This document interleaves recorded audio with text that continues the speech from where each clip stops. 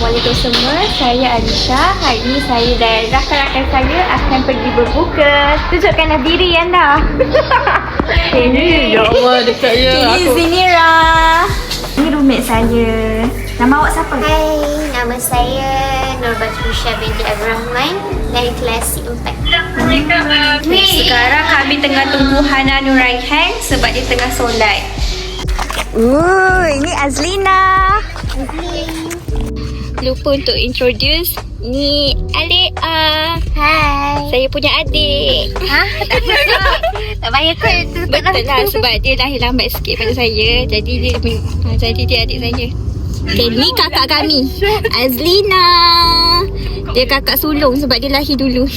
Nanti dia nak bagi duit raya tau. Jangan lupa claim. Okay, jadi kami dah sampai Ayam Kepok Pak Ai. Z yang tolong tempatkan tempat kami ni. Terima kasih Zinira. Sayang Zinira. Okay, Babat merupakan kawan sebilik saya. Jadi saya nak tanya dia, apa perasaan dia jadi rakan sebilik saya?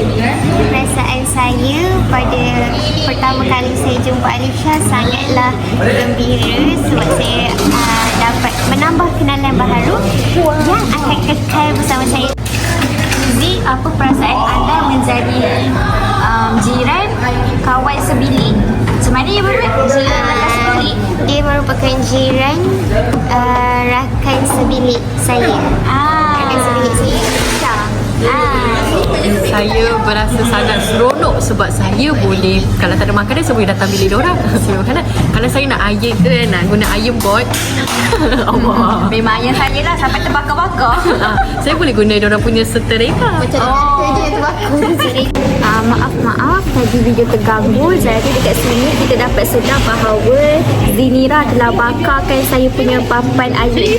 Papan serika. Papan setereka. Papan seterika.